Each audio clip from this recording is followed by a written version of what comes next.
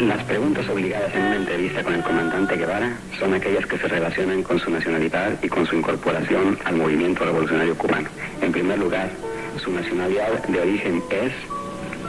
Bueno, usted sabe, pues es una cosa pública y notoria que nací en la Argentina. Lugar y fecha de nacimiento, si tiene la bondad. En 1928, en la ciudad de Rosario.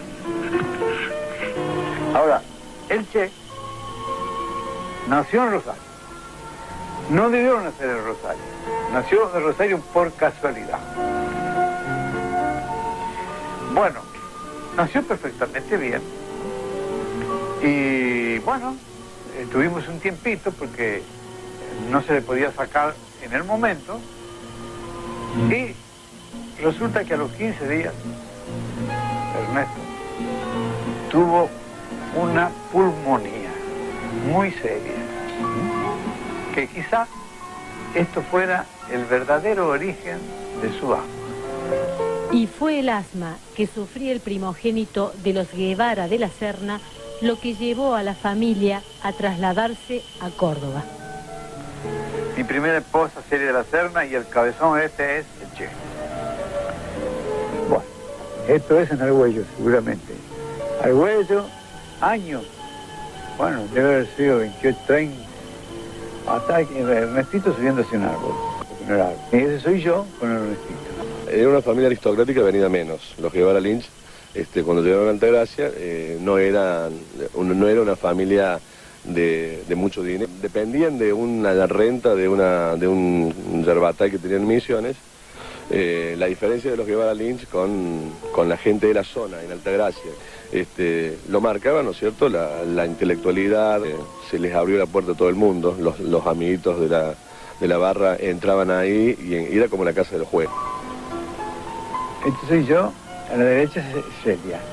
Ernesto en un perro, tomando un perro. Ahí está, ese es Ernestito, el que está en el perro.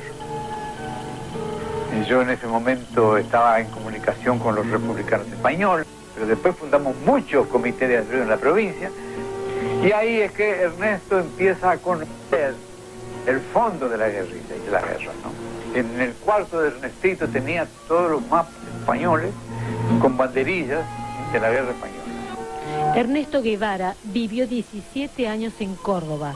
Sin embargo, no han quedado huellas que documenten su paso por aquí. Los militares, después del golpe del 76, quisieron borrar todo tipo de rastros, aún la vida de Guevara adolescente, cuando aún no era el Che. Yo lo conocí a Ernesto a través de unos, digamos, muchachos, hijos de un exiliado español. ¿Qué edad tenían más o menos entonces? Chicos de nuestra edad. Tenía 17 y él 19. Era un hombre de mucho carácter y nos quedaba grande a todos. Un día, entramos antes de entrar a clase con un profesor muy malo, que era un profesor de matemáticas. Antes de entrar a clase, a otro compañero nuestro le sacamos, me incluyo, un mocasín. Y se lo tiramos, entra este muchacho, compañero, entra descalzo. Entonces el profesor dice, ¿qué le pasa que camina así? Y el otro, entonces el profesor se enoja.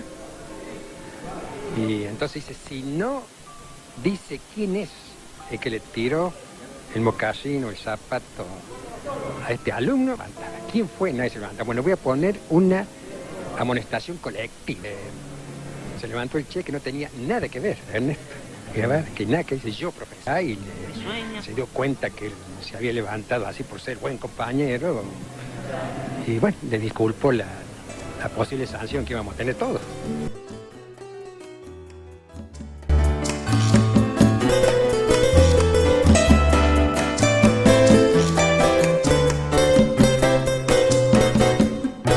Vengo a contar una historia de un hombre que no murió. Anda cortando en el tiempo cadenas que oprimen a la libertad. De un pibe que hicimos una vez, Daniel estudiando. Alquilamos un ómnibus y nos fuimos a Calera. Él sufría de asma. Y era un día, a pesar de ser pleno septiembre, 21 de septiembre, muy frío, lluvioso, así llovina. Se desnudó él y se largó a un pozo que era muy peligroso, porque y él con ese día helado, ¿no? No tuvo problema, se largó al agua y sale. Así era el Che, según sus amigos, un joven audaz. Dicen que iba salteado a la escuela porque padecía feroces ataques de asma. Esto lo llevaba a encerrarse en su casa y devorar en la biblioteca familiar cuanto libro encontrara. Pero Ernesto leía con disciplina y se había leído los 18 volúmenes de punta a rabo, del principio al final. Lo que sí llamaba la atención era su rebeldía. Cristina Ferreira, que fue la primera novia en Argentina, pero bueno, lo define como un chico sumamente inteligente, como te dije, porque no le daba bolilla a ningún tipo de la forma de vestir. Alguien que no podía estar en algún lugar o en alguna reunión sin poder llamar la atención. Él le gustaba escandalizar cuanto en las ideas que enunciaba y las polémicas que desencadenaba. Era un desacatar en casa de un millonario, digamos. Empezar a decir que la propiedad privada es un delito, eso ya no era disenso, sino que era un desacato, era una provocación.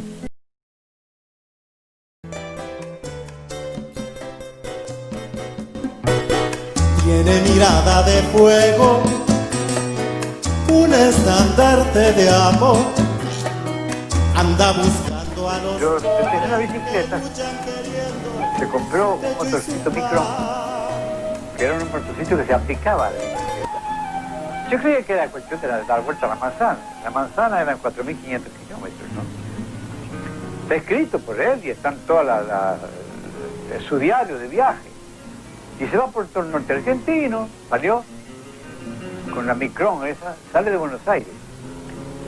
De Buenos Aires se va a Rosario, de Rosario se va a Córdoba, de Córdoba se va a Tucumán, de Tucumán se va a Salta, y Jujuy, después de allí vuelve para atrás, pasa por Catamarca, pasa por Mendoza, llega a La Pampa y vuelve otra vez a Córdoba. Guevara es declarado no apto para el servicio militar, estudia medicina, edita una revista de rugby, instala un laboratorio en el garaje de su casa y hace un diccionario filosófico para su uso personal. Sin embargo, su gran pasión sigue siendo la aventura. Esta vez, en moto y con su amigo Alberto Granados, recorre América. Regresa para aprobar en un año las 11 materias que le faltan para doctorarse y vuelve a viajar. En la estación Retiro del Ferrocarril Central Córdoba, el que va hasta Bolivia. Era un día frío del mes de julio. Creo que era el 8 de julio. Bien, cuando el tren arranca y empezó a caminar andando muy lentamente y con un bolso en la mano. Levantó el bolso así, empezó a caminar al lado del tren, no subió. Y de repente oímos que decía, aquí va un soldado de América. Y volvió a repetir más fuerte, aquí va un soldado de América. Y después se sube caminando. Y yo estaba completamente hecho un pavote. Iba un soldado de América, realmente yo no lo sabía. Yo conocí a Ernesto Guevara en La Paz, Bolivia, en casa de otro exiliado argentino que se llamó Isaías Nugués. Guevara salía con un contrato para trabajar como médico en un leprosario en Caracas, Venezuela. Y se largaba a pie, es decir, iba a recorrer todo ese camino hasta Caracas. Rojo y Guevara viajan a dedo hasta Guatemala, pero la invasión norteamericana y el derrocamiento del gobierno democrático de ese país los expulsan a México. Cuando llegamos a México lo encontramos a Fidel Castro, que también se reunía con sus grupos, y Fidel con el viejo sueño de la invasión a Cuba. Yo lo escuchaba y era un escéptico. Decía que eso era imposible. Invadir una isla con 50 o 100 heroicos jóvenes estaba destinado al fracaso. Guevara, en cambio, que tenía un sentido de la aventura y de afrontar lo desconocido, lo veía viable.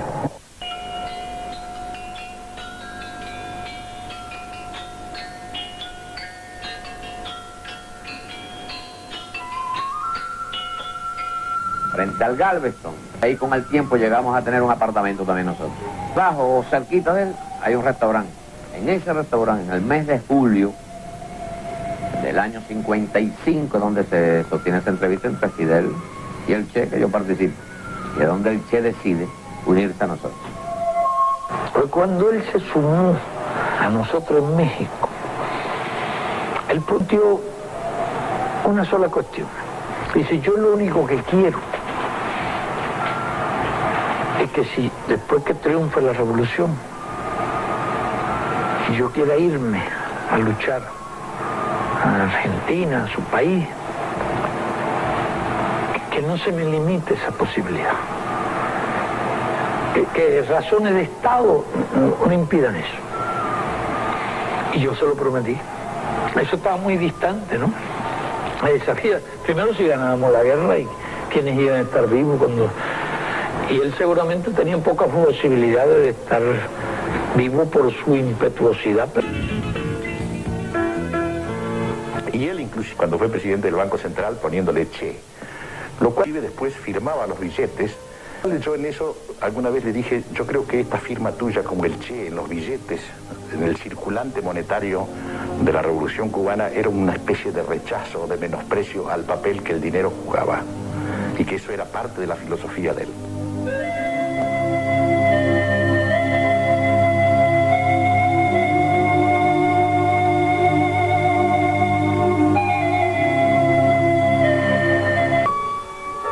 Desafiando las formas del poder, el Che se obstinaba en reivindicar al hombre como esencia de los cambios. La idea del hombre nuevo ya pertenece a los mitos primitivos. De hecho, el rito del bautismo, por ejemplo, expresa siempre la transformación del ser humano. El bautismo es eso, la inmersión en el agua, la desaparición para que aparezca el hombre nuevo. El mito del diluvio es también eso. Es necesario la destrucción de un mundo para que aparezca un mundo nuevo. Y hay grandes pensadores de Occidente que no son marxistas. Su idea del contrato social era la idea de que en el contrato moría el hombre viejo. Por eso había que renunciar absolutamente a todo, a la propia libertad, para recuperar una libertad nueva, un hombre nuevo, después de haber muerto al hombre viejo, a la sociedad vieja. Esta idea la toma Marx, y Marx dice, bueno, en la sociedad capitalista el ser humano está completamente mutilado, porque desarrolla un solo sentido, el sentido del tener. Es decir, todo está sometido al tener. El que no tiene, ¿no es cierto?, no es un ser humano propiamente, ¿no? Este es el hombre nuevo en el cual pensaba Marx, ¿no? Y es el hombre nuevo en el cual piensa el Che. La concepción política guevarista no se entiende sin el contexto mundial. Latinoamérica, África y Asia eran territorio de disputa permanente entre las grandes potencias. Guevara no quería que la suerte de Cuba quedara atada a la Unión Soviética, por eso alentaba la revolución en otros países. Usted, Guevara, es ministro de Industria. ¿Qué industria va a hacer en Cuba? Me dijo, mire doctor, yo en Cuba no voy a poder hacer ninguna industria porque los soviéticos no lo van a permitir. Entonces yo me voy a ir de Cuba y voy a ir a recorrer los pueblos pobres del mundo. Y después voy a ir a Bolivia a sublevar Bolivia.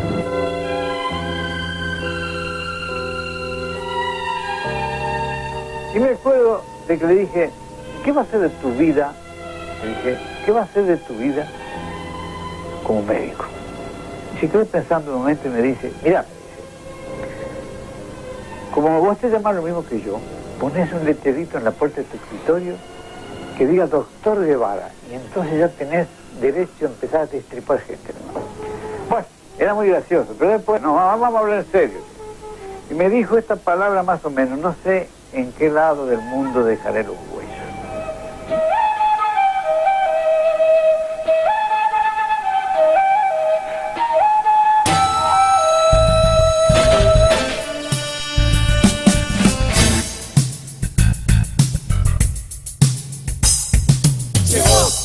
Que está sentado ahí, no compré nada del Che.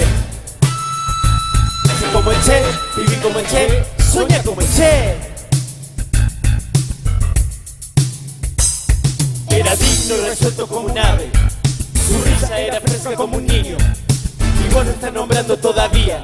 Mi corazón lo lleva en el recuerdo. Si vos estás sentado ahí, no compres nada del Che. Sé como el Che, viví como el Che, soñá como el Che. Y las torres gemelas ¿dónde están? Y los miles de gritos enterrados. La locura en el poder está de moda. Y nosotros mirando aterrados. Disfrazado y con pasaporte falso, el Che entró en Bolivia. Ahí dejó de llamarse el Che para llamarse Comandante Ramón. Su misión era instalar un foco guerrillero. Otras tierras del mundo reclaman el concurso de mis modestos esfuerzos. Yo puedo hacer lo que te está negado por tu responsabilidad al frente de Cuba.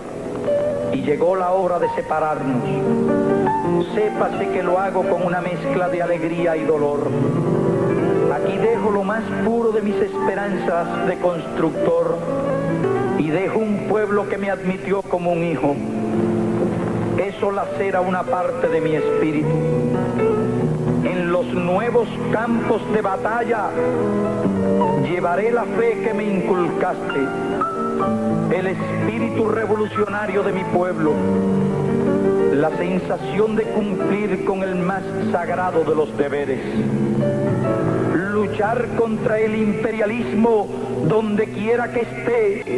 La revolución cubana ya había cumplido su rol de que ninguna revolución tiene posibilidad en un solo país, si no se logra que en el continente se expanda el movimiento revolucionario.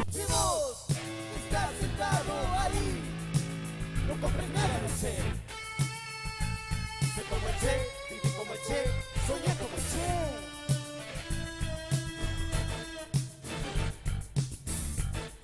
¡Si vos! ¡Si vos! El Che de ahora, el Che mito, no es lo mismo lo que era el Che del año 1967. El Che del año 67, por lo menos para nosotros los bolivianos, era una figura de un guerrillero conocido en el sentido de haber participado como argentino, participante en la guerrilla de Cuba, pero no era una figura de tanta importancia. Lo que sí nos molestó a todos, particularmente a los militares, es el hecho de que vengan a nuestro país. El 8 de octubre, tras un combate, el Che es herido y capturado. Lo trasladan detenido a la escuelita de las Higueras. Bueno, pasé el mensaje a mi base para que retransmitieran a Valle Grande indicando que había capturado al Che. Al día siguiente, y por orden del presidente Barrientos, fusilan al Che.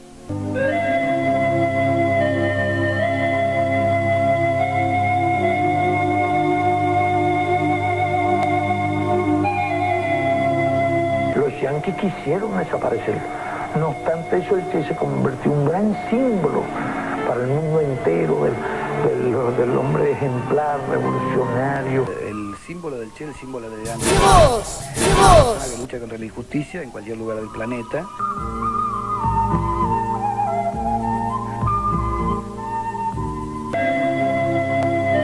Sobre todo, sean siempre capaces de sentir en lo más hondo cualquier injusticia cometida contra cualquiera en cualquier parte del mundo. Es la cualidad más linda de un revolucionario.